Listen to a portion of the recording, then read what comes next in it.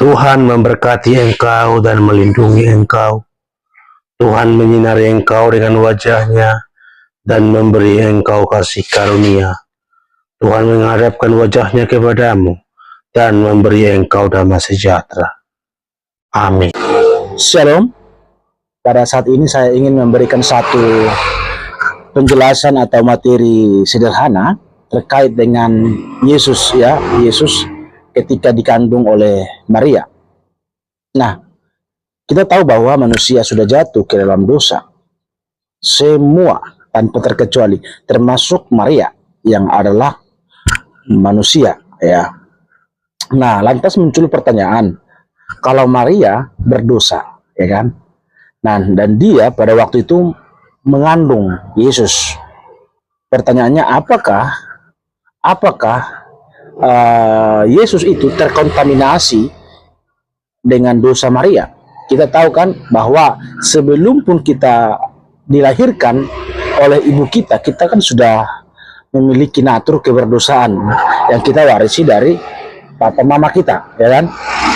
Nah, bagaimana dengan kondisi atau bagaimana dengan Yesus?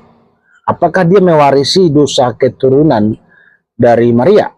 Kita tahu, oke, Yusuf tidak perlu kita bicarakan karena ya Yesus bukan hasil dari pernikahan Yusuf dan Maria, bukan hasil hubungan badan, begitu ya.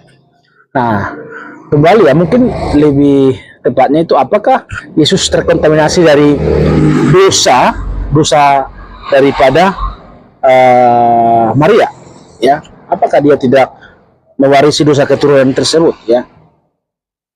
Nah, Bapak Ibu, supaya kita lebih jelas, kita akan membaca dua teks Alkitab untuk menolong kita bahwa apakah betul Yesus terkontaminasi dari dosa Maria. Dalam Matius pasal 1 ayat yang ke-18 dikatakan, Yesus Kristus adalah seperti berikut. Kelahiran Yesus Kristus adalah seperti berikut. Pada waktu Maria ibunya bertunangan dengan Yusuf, ternyata ia mengandung dari Roh Kudus. Sebelum mereka hidup sebagai suami istri, ternyata ia mengandung dari Roh Kudus.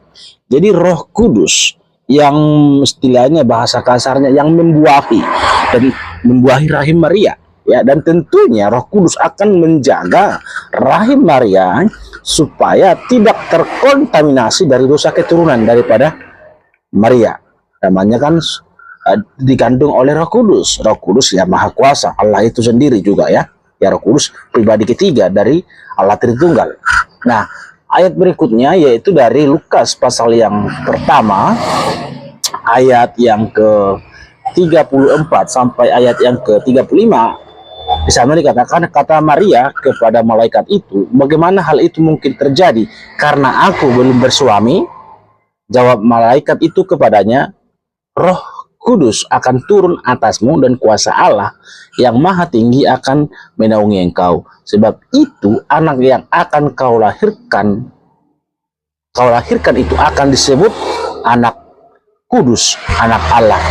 Jadi sudah jelas ya bahwa Yesus tidak mewarisi dosa keturunan daripada Maria itu sendiri. Nah, sekaligus juga saya ingin mengatakan bahwa Maria juga memiliki dosa keturunan atau dosa warisan yang dari Adam dan Hawa. Jadi Maria itu tidak kudus, ya, tidak kudus,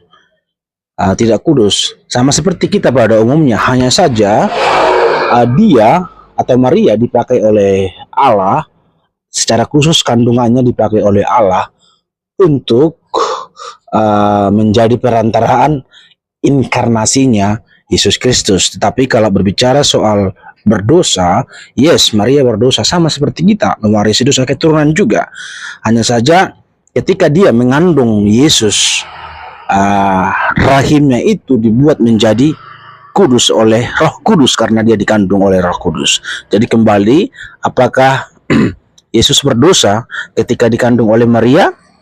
Tentu tidak, karena Yesus dikandung dari Roh Kudus dan Yesus adalah anak yang kudus. Kiranya ini menolong kita, materi singkat ini, supaya kita mungkin pernah kita bertanya-tanya tentang ini, ya, tapi Semoga ini menjadi jawaban bagi para pemirsa, menjadi berkat dan dapat menjawab setiap pertanyaan dari luar sana secara khusus, menjadi berkat bagi pribadi dan semakin kuat iman kita di dalam menjalani iman sebagai orang percaya.